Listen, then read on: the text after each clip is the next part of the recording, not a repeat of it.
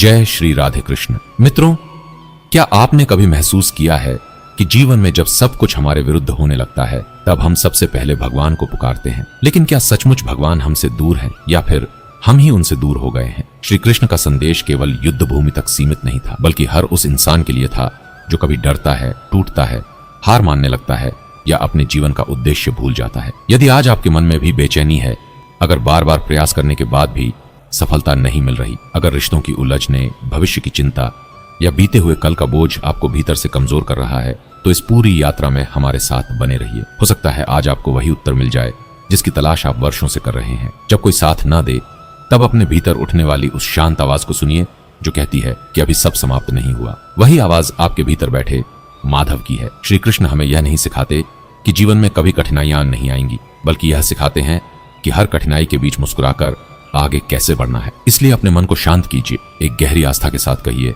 हे कृष्ण, आज से मेरा मार्गदर्शन आपके हाथों में है। यदि आपके हृदय में भी प्रभु के प्रति श्रद्धा है तो कमेंट में जय श्री कृष्ण अवश्य लिखिए और ऐसे ही आध्यात्मिक विचारों के लिए हमारे साथ जुड़े रहिए। अब आइए उस दिव्य ज्ञान की यात्रा आरंभ करते हैं जहां श्री कृष्ण के अनमोल विचार जीवन की हर उलझन को सरल बना देंगे। पहला विचार कहता है कि जो स्वयं पर विजय पा लेता है, संसार भी उसके लिए सरल हो जाता है। मनुष्य अक्सर परिस्थितियों को बदलने की कोशिश करता है, जबकि सबसे पहले उसे अपने विचारों को बदलना चाहिए। एक युवक हर छोटी बात पर निराश हो जाता था। उसे लगता था कि उसकी किस्मत हमेशा उसके विरुद्ध है। एक दिन उसके गुरु ने उसे एक दर्पण दिया और कहा, दुनिया बदलने से पहले रोज 5 मिनट स्वयं को देखो और अपने भीतर की कमजोरियों को पहचानो। कुछ ही महीनों में उसका स्वभाव बदल गया और जिन कामों को वह असंभव मानता था वही उसकी सबसे बड़ी सफलता बन गई। श्री कृष्ण का संदेश है कि बाहरी जीत की शुरुआत हमेशा भीतर की जीत से होती है। दूसरा विचार हमें धैर्य का महत्व सिखाता है। बीज बोने के तुरंत बाद फल नहीं मिलता। प्रकृति भी समय लेकर ही फूल खिलाती है। एक किसान कई महीनों तक खेत में मेहनत करता रहा, लेकिन वर्षा नहीं हुई। गांव वालों ने उसका मजाक उड़ाया, फिर भी उसने मेहनत नहीं छोड़ी। कुछ समय बाद अच्छी बारिश हुई और उसी किसान की फसल पूरे गांव में सबसे बेहतर निकली। श्री कृष्ण कहते हैं कि जो व्यक्ति सही समय का इंतजार करते हुए कर्म करता रहता है, सफलता स्वयं उसके द्वार तक पहुंचती है। तीसरा विचार है कि तुलना कभी सुख नहीं देती। जब हम अपनी यात्रा की तुलना दूसरों से करते हैं तो अपनी खुशियां खो देते हैं।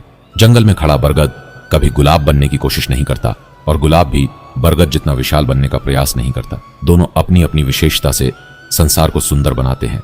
उसी प्रकार ईश्वर ने हर व्यक्ति को अलग उद्देश्य देकर भेजा है, इसलिए स्वयं को पहचानिए, किसी और की नकल मत बनिए। चौथा विचार कहता है कि सच्ची शक्ति शांत मन में छिपी होती है। क्रोध के क्षणों में लिया गया निर्णय अक्सर पछतावे का कारण बनता है। एक व्यापारी ने गुस्से में अपने पुराने साथी से रिश्ता तोड़ दिया। बाद में उसे पता चला कि गलती उसकी अपनी थी। उसने वर्षों तक उस एक पल के निर्णय का दुख उठाया। श्री कृष्ण हमें सिखाते हैं कि प्रतिक्रिया देने से पहले मन को शांत करना ही बुद्धिमानी है। पांचवा विचार है कि विश्वास वह दीपक है जो सबसे घने अंधेरे में भी रास्ता दिखाता है। जब पूरी दुनिया आपकी क्षमता पर सवाल उठाए, तब भी यदि आपका विश्वास अडिग है तो कोई भी मंजिल दूर नहीं रहती। एक छोटी बच्ची हर परीक्षा से पहले भगवान के सामने हाथ जोड़कर केवल इतना कहती थी, मैं अपनी पूरी मेहनत करूंगी, बाकी आपको सौंपती हूं। यही विश्वास धीरे धीरे उसकी सबसे बड़ी ताकत बन गया। श्री कृष्ण कहते हैं कि जहां सच्चा विश्वास होता है वहां भय टिक नहीं सकता। छठा विचार हमें सिखाता है कि हर अनुभव हमें कुछ न कुछ सिखाने आता है। जीवन में कोई भी घटना व्यर्थ नहीं होती। कभी सफलता हमें आगे बढ़ना सिखाती है और कभी असफलता हमें बेहतर इंसान बना देती है। इसलिए जो भी परिस्थिति सामने आए उससे सीखिए और आगे बढ़ते रहिए, क्योंकि प्रभु की हर योजना में हमारे कल का कोई न कोई उजाला छिपा होता है। सातवां विचार हमें क्षमा का महत्व समझाता है। श्री कृष्ण कहते हैं कि जो व्यक्ति क्षमा करना सीख जाता है वह अपने मन का सबसे भारी बोझ उतार देता है। क्रोध और बदले की भावना सबसे पहले उसी इंसान को जलाती है जिसके भीतर वह जन्म लेती है। एक बार दो मित्रों में छोटी सी बात पर विवाद हो गया। दोनों वर्षों तक एक दूसरे से बात नहीं करते थे। एक दिन उनमें से एक ने आगे बढ़कर केवल इतना कहा, अगर मुझसे गलती हुई हो तो मुझे क्षमा कर देना। उस एक वाक्य ने वर्षों की दूरी मिटा दी। श्री कृष्ण का संदेश है कि क्षमा करना हारना नहीं, बल्कि अपने मन को मुक्त करना है। आठवां विचार है कि हर कठिनाई अपने साथ एक नया अवसर लेकर आती है। जब जीवन के सारे दरवाजे बंद दिखाई दें, तब समझ लीजिए कि ईश्वर आपके लिए एक नया मार्ग तैयार कर रहे हैं। एक युवक की नौकरी अचानक चली गई। कुछ दिन वह बहुत निराश रहा, लेकिन उसी समय उसने अपना छोटा सा व्यवसाय शुरू किया। कुछ वर्षों बाद वही व्यवसाय उसकी पहचान बन गया। बाद में उसने कहा कि अगर वह नौकरी नहीं जाती तो शायद मैं कभी अपनी असली क्षमता नहीं पहचान पाता। श्री कृष्ण सिखाते हैं कि जो घटना आज दुख लग रही है वही कल आपके जीवन का सबसे बड़ा आशीर्वाद बन सकती है। नौवां विचार है कि संतोष सबसे बड़ा धन है। जिसके पास संतोष है वह परिस्थितियां कैसी भी हों भीतर से समृद्ध रहता है। एक धनवान व्यक्ति के पास सब कुछ था, फिर भी वह बेचैन रहता था। वहीं एक साधारण किसान दिन भर मेहनत करता और शाम को अपने परिवार के साथ हंसते हुए भोजन करता। एक दिन उस धनवान ने किसान से पूछा, तुम्हारे पास इतना कम है फिर भी तुम इतने खुश कैसे हो? किसान मुस्कुराकर बोला, क्योंकि मैं जो है उसी में भगवान का आशीर्वाद देखता हूँ। श्री कृष्ण कहते हैं कि इच्छाएं बढ़ती जाती हैं, लेकिन संतोष मन को स्थिर बना देता है। 10वां विचार हमें सिखाता है कि समय सबसे बड़ा शिक्षक है। जो आज समझ नहीं आ रहा, समय उसे भी स्पष्ट कर देगा। कई बार हम अधूरी कहानी देखकर ही निर्णय कर लेते हैं, जबकि ईश्वर पूरी कहानी जानते हैं। इसलिए कठिन समय में धैर्य रखना ही सबसे बड़ी बुद्धिमानी है। 11वां विचार है कि सच्चा मित्र वही होता है जो आपको सही रास्ता दिखाए, चाहे उसकी बात उस समय आपको अच्छी न लगे। श्री कृष्ण ने अर्जुन की हर बात नहीं मानी, बल्कि उसे वही समझाया जो उसके जीवन और धर्म के लिए उचित था। जो व्यक्ति केवल आपकी खुशी के लिए गलत बात का समर्थन करे, वह मित्र नहीं हो सकता। सच्चा साथ वही है जो आपको बेहतर इंसान बनाए। 12वां विचार हमें विनम्रता की शक्ति बताता है। फल से लदा हुआ वृक्ष हमेशा झुक जाता है, उसी प्रकार सच्चा ज्ञान इंसान को नम्र बना देता है। एक विद्वान अपनी बुद्धि पर बहुत गर्व करता था। जब वह एक संत के पास पहुंचा तो संत ने उससे केवल इतना पूछा, यदि तुम्हें सब कुछ पता है तो फिर सीखने क्यों आए हो? वह प्रश्न सुनकर उसका अहंकार टूट गया। श्री कृष्ण कहते हैं कि जहां विनम्रता होती है वहीं ज्ञान टिकता है। 13वां विचार है कि अपने जीवन का उद्देश्य कभी मत भूलो। रास्ते में आने वाली छोटी छोटी परेशानियां आपको लक्ष्य से भटका सकती हैं, लेकिन जो व्यक्ति अपने उद्देश्य को याद रखता है वही अंत में सफल होता है। जैसे नदी रास्ते में आने वाले पत्थरों से रुकती नहीं, बल्कि अपना मार्ग स्वयं बना लेती है, वैसे ही दृढ़ संकल्प वाला इंसान भी हर बाधा को पार कर लेता है।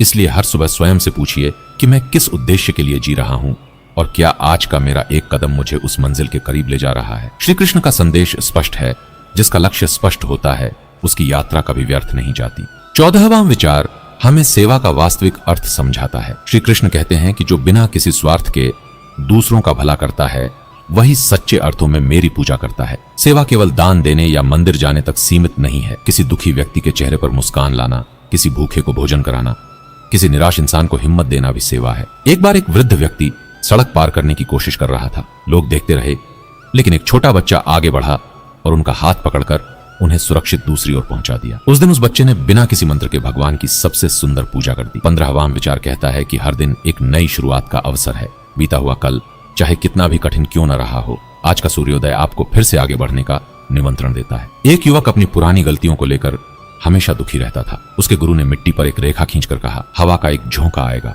और यह निशान मिट जाएगा, लेकिन अगर तुम इसे बार बार देखते रहोगे तो तुम्हारे मन से कभी नहीं मिटेगा। श्री कृष्ण कहते हैं कि अतीत से सीखो, लेकिन उसमें जीना छोड़ दो। 16वां विचार हमें आत्मविश्वास का महत्व सिखाता है। जब तक आप स्वयं पर विश्वास नहीं करेंगे, तब तक दुनिया भी आप पर विश्वास नहीं करेगी। एक लड़की प्रतियोगिता में भाग लेने से डर रही थी, क्योंकि उसे लगता था कि वह दूसरों जितनी योग्य नहीं है। उसकी मां ने केवल इतना कहा, जीतने से पहले खुद पर भरोसा करना सीखो। उसने पूरी मेहनत से तैयारी की और अंत में वही प्रतियोगिता जीत गई। श्री कृष्ण कहते हैं कि आत्मविश्वास वह शक्ति है जो असंभव दिखने वाले मार्ग को भी संभव बना देती है। 17वां विचार है कि जीवन में संयम बहुत आवश्यक है। जो व्यक्ति अपनी वाणी, अपने व्यवहार और अपनी इच्छाओं पर नियंत्रण रखता है वही सच्चा विजेता बनता है। एक व्यापारी को बहुत बड़ा लाभ मिलने वाला था, लेकिन लालच में आकर उसने गलत रास्ता चुन लिया और अंत में सब कुछ खो बैठा। श्री कृष्ण हमें सिखाते हैं कि थोड़े समय का लालच कई वर्षों की मेहनत को नष्ट कर सकता है। 18वां विचार कहता है कि सच्ची खुशी बाहर नहीं, भीतर मिलती है। हम सोचते हैं कि नया घर, नई गाड़ी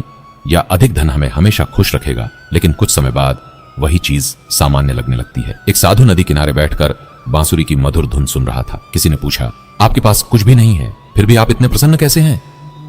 उन्होंने मुस्कुराकर कहा, जिसे अपने भीतर आनंद मिल जाए उसे बाहर बहुत कम तलाश करनी पड़ती है। श्री कृष्ण कहते हैं कि मन की शांति सबसे बड़ा सुख है। 19वां विचार हमें साहस की राह दिखाता है। डर हमेशा भविष्य की कल्पनाओं से पैदा होता है, जबकि साहस वर्तमान में सही कदम उठाने से आता है। एक विद्यार्थी परीक्षा से पहले इतना घबरा गया कि उसने पढ़ाई ही छोड़ दी। उसके शिक्षक ने कहा, परिणाम से पहले हार मत मानो। उसने फिर से मेहनत शुरू की और अच्छे अंकों से सफल हुआ। श्री कृष्ण का संदेश है कि डर को देखकर रुकना नहीं, बल्कि उसे पार करके आगे बढ़ना ही जीवन का धर्म है। 20वां विचार कहता है कि ईश्वर हर उस व्यक्ति का साथ देते हैं जो सच्चे मन से कर्म करता है। केवल प्रार्थना करने से जीवन नहीं बदलता, लेकिन प्रार्थना के साथ किया गया कर्म चमत्कार कर देता है। जैसे नाव किनारे खड़ी रहकर कभी नदी पार नहीं करती, वैसे ही बिना प्रयास के केवल इच्छाएं पूरी नहीं होती। इसलिए हर दिन पूरी निष्ठा से अपना कर्तव्य निभाइए और विश्वास रखिए कि सही समय आने पर भगवान आपके परिश्रम का फल अवश्य देंगे। यही श्री कृष्ण का अमूल्य संदेश है कि कर्म करते रहो,